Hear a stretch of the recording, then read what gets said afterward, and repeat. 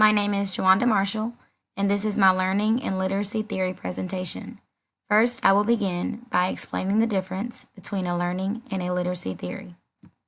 A learning theory seeks to explain how learning happens. A literacy theory seeks to explain how reading happens. There are two types of literacy theories that I will be discussing today. One is a top-down literacy theory, and the other is a bottom-up literacy theory.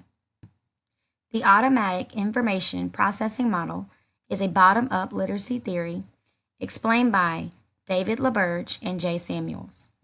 In 1965, LaBerge and Samuels were pulled together by the University of Minnesota to collaborate. LaBerge had already begun work on a machine that tested reading response by showing students words and detecting correct or incorrect responses. LaBerge did not know how the machine could be used in reading instruction, so he came to Samuel, who had previously been a classroom teacher for 10 years, for advice, and the two began discussing the reading process. The two worked together for a year, and as a result, the model of automatic information processing emerged. In this theory, comprehension of a text involves 5 processes. The reading process begins with visual memory. Lines, curves, and angles are used to identify letters. This process eventually becomes automatic, and individual letters are recognized as words through a process called unitization. Once letter recognition becomes automatic, attention is placed on the next process of reading, where information is processed, the phonological memory. It is here that sounds are attached to the visual images or letters. Following phonological memory, a text is processed in the episodic memory, and then finally the semantic memory, where the word is given meaning and stored. The final component of the automatic information processing model is attention. According to LaBerge and Samuels, there are 2 kinds of attention, external and internal. External attention is behavior that can be observed, whereas internal attention is unobservable attention that takes place inside an individual's mind. The image seen here depicts what LaBerge and Samuels referred to as automaticity. Automaticity refers to the ability to perform a task with little attention. LaBerge and Samuels believed that if a student can shift their focus from decoding, then they can place more attention on comprehending the text. They explain that when readers focus their attention between decoding and comprehension of the text is compromised. However, a fluent reader can focus less of their attention on decoding and more comprehension of the text. LaBerge and Samuel's reading model has several implications for classroom practice. First, students should be using level text and also rereading text. When students are grouped based on their reading ability, they are more likely to grow as readers. Also, by rereading text, less attention is placed on decoding and more on comprehension of the text. Also, there should be heavy emphasis on phonics instruction and sight words. As students' phonics skills grow and their sight word knowledge increases, so does their reading comprehension. The automatic information processing model can serve as a method of diagnosis and intervention for all learners.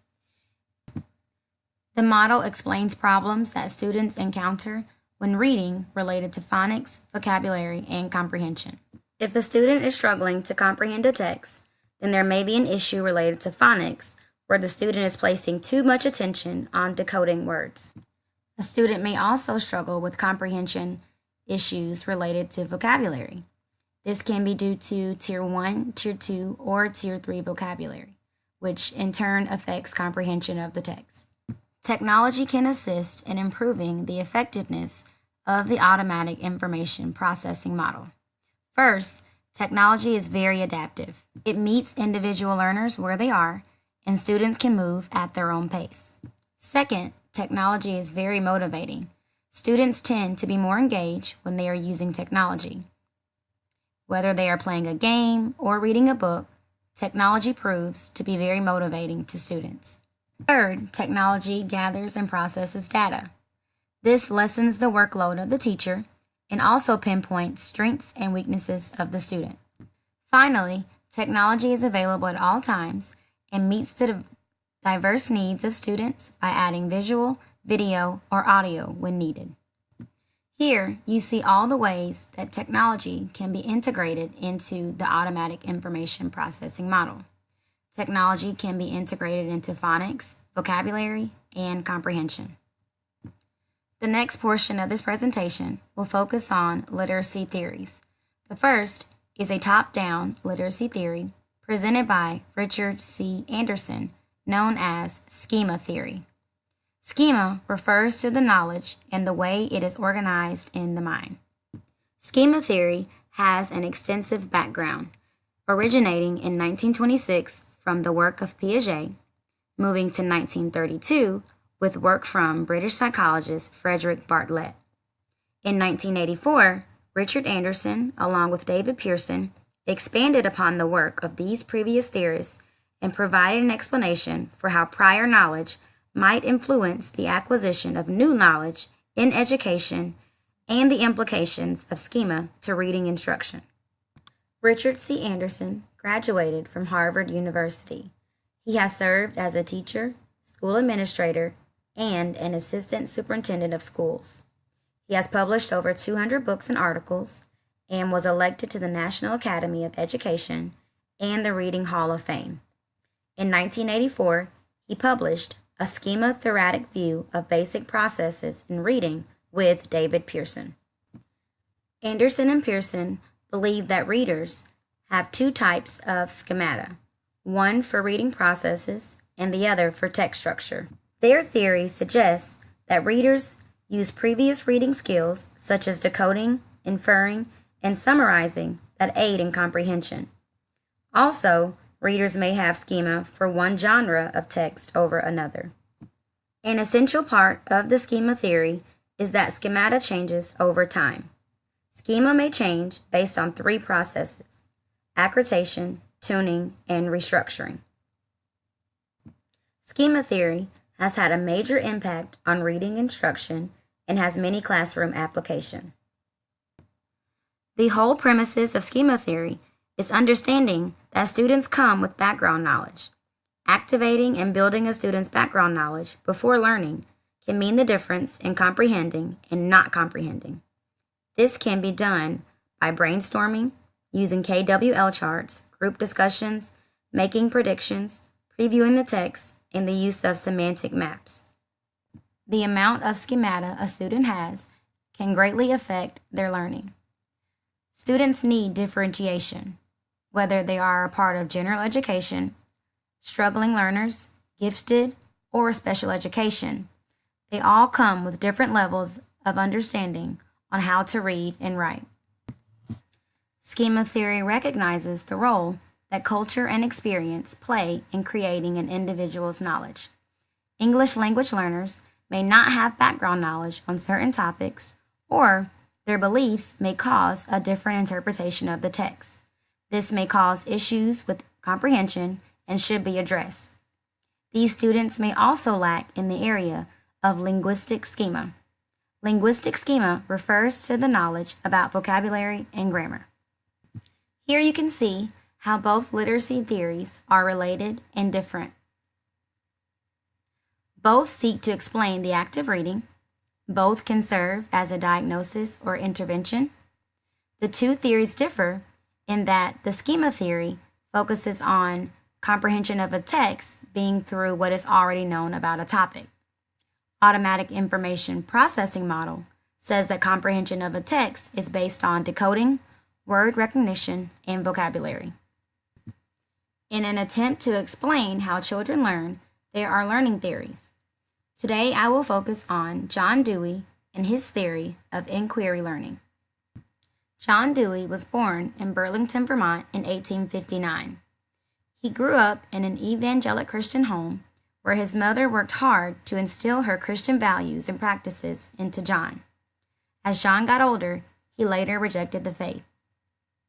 He began his educational career earning a bachelor's degree from the University of Vermont in 1879 and a PhD from the Johns Hopkins University in 1884. Dewey began his work at a time when behaviorism was at its peak. Dewey challenged this theory with his view of learning as a natural process that emphasized the growth of the individual, the importance of the environment, and the role of the teacher in the student's learning. He argued that rather than the child being a passive recipient of knowledge, as was presumed by many educators of the time, children were better served if they took an active part in the process of their own learning. According to Tracy and Morrow, inquiry learning was designed first and foremost to produce involved citizens capable of successfully participating in and contributing to a democratic society. Today, the theory of inquiry learning is still practiced in classrooms pre-K through 12th grade around the world. Dewey envisioned and emphasized the importance of learning by doing. 21st century learners need to be working collaboratively, using critical thinking skills and problem solving in order to be successful in today's society. First, experiences in the classroom should be designed in order to lead to independent learning experiences. This means that the student should be discovering new knowledge by being active participants rather than sitting and absorbing what the teacher is saying. Learning in a classroom should be student-centered, with the teacher acting as the facilitator. Second, students should be working collaboratively. This can be done by designing experiences where students can work together to learn from one another. Next, material should be relevant and keep students interested. This can be done by giving students choice and/or connecting what the students are learning to the real world. Inquiry learning can be used in all content area and is for all grade levels and learners. It supports the natural curiosity of students and promotes critical thinking skills. The theory of inquiry learning meets the needs of all learners, whether it be struggling learners, students a part of general education, or special education students. Inquiry learning leads to a natural differentiation where students move at their own pace and collaborate. For ELL students, where there may be language barriers, inquiry learning works to encourage their natural curiosity. These students are also able to move at their own pace and also have a chance to collaborate and learn from others. Gifted students are more likely to remain engaged and are also encouraged to learn at their own rate. Today, inquiry learning is more commonly known as project-based learning. Project-based learning is an instructional strategy in which students work collaboratively in groups to create a project, task, presentation, and more. Project-based learning is very student-centered, encourages critical thinking skills, and gives students skills to become lifelong learners. Inquiry learning brings about the question, should teachers teach content or turn students loose to figure out things on their own? Believe it or not, there is a balance. Teachers need to let go of control and embrace the freedom, let go of content and embrace the processes, let go of avoiding discomfort and struggle and embrace them. For some content areas or some topics, the best choice may be just to teach it. Some topics cannot be taught. Students need to be learning these things through trial and error and discovery. This is where inquiry-based learning makes its peak. Technology is extremely important to inquiry learning. Inquiry learning is based on the premises that students learn through discovery, and so technology promotes and supports inquiry-based learning. Technology also promotes multimodal learning. Today, students need to become more familiar with various methods of studying, learning, and remembering new information. As seen in this presentation, John Dewey's theory of inquiry learning, LaBerge and Samuel's theory of automatic information processing, and Richard C. Anderson's schema theory show how students learn and how students learn to read. By understanding all of this, I will be a more effective teacher and more purposeful in how I deliver my instruction. I have learned literacy and learning strategies to teach diverse learners and can understand and diagnose when students are struggling with reading and writing. Importantly, I see the need for multiple